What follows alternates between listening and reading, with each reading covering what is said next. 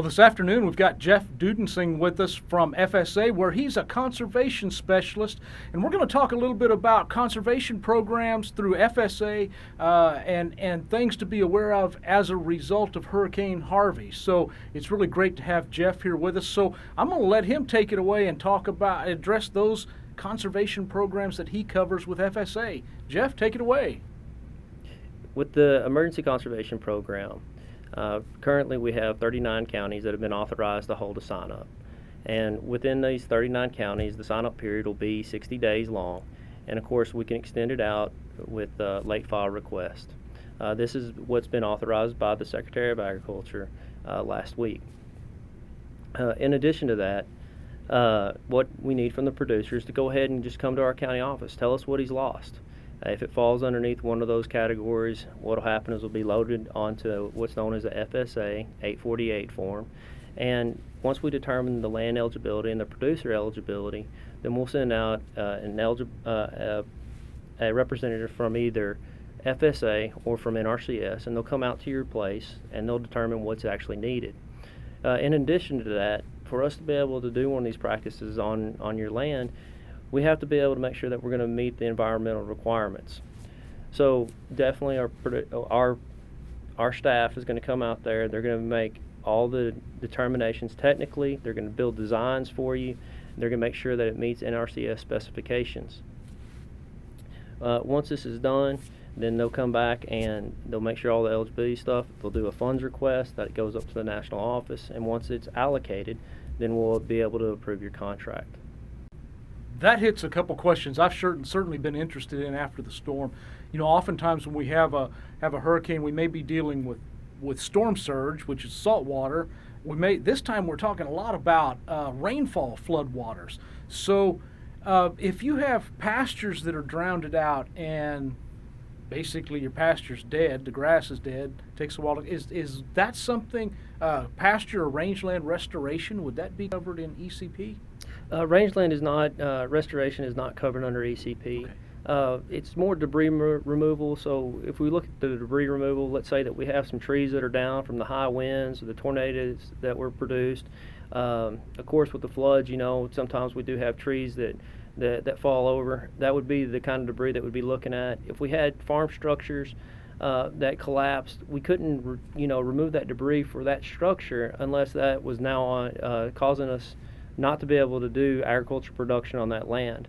Of course, that does happen where maybe you have a pasture or some kind of farmland that's next to a urban area, and all of a sudden those floodwaters do pick up that debris and then moves it onto the plowed field.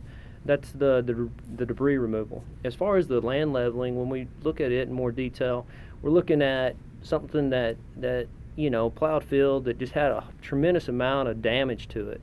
And let's say that we have 3 foot or greater gullies that have been created, then that would be something that we'd look at to try to restore that land so that it can be used for production again.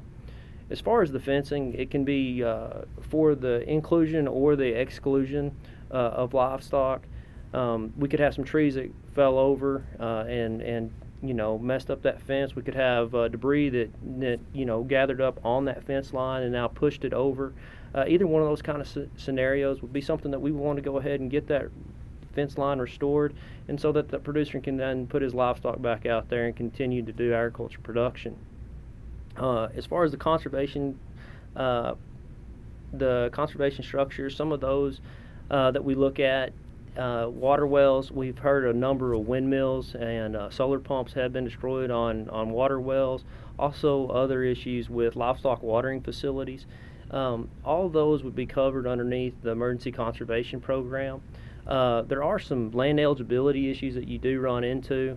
Some of those issues are things like frequently damaged areas. Some of the rules that we do run into are that it can't be in something that's frequently damaged. So there's a 3 years and 10. Also, in addition to that, is we don't want it to have the potential to always be impacted severely by a disaster. So those are going to be things that the county committee and the local FSA are going to look at as far as eligibility requirements. And as long as the producer is eligible, we'll try to help them out in every way we can.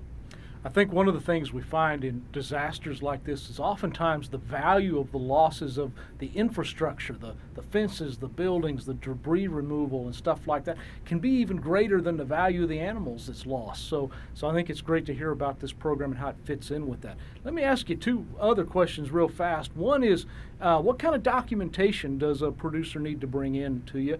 And is there some kind of deadline we're working on for someone to get into the office prior to? So the requirement is that the county committee or the state executive director has to implement ECP. And currently we've got 39 counties that implemented ECP, and they've been authorized to hold a sign-up. The sign-up's going to be 60 days long. Now it can go beyond that with late file request, as the secretary had announced last week. In addition, what we need for the producer to do is now to come into the FSA service centers and come in and file an FSA 848, which is going to be just the the participant's request of what's actually needed to restore his land back into agriculture production. Once he knocks out that 848 and we determine the land eligibility and individual eligibility, then an FSA representative or an NRCS representative will come out to that participant's land and make the determination of what's actually needed to get it back into agriculture production. In addition, we have to follow with all the NEPA requirements. So as long as it's not going to impact the environment in a negative way, then we can go ahead and move forward and approve that 848 and provide cost share assistance. The cost share assistance is generally at 75%, not to exceed. Well, Jeff, thanks for coming over and explaining the ECP and giving all these pointers to all of these producers. Thanks. Thank you.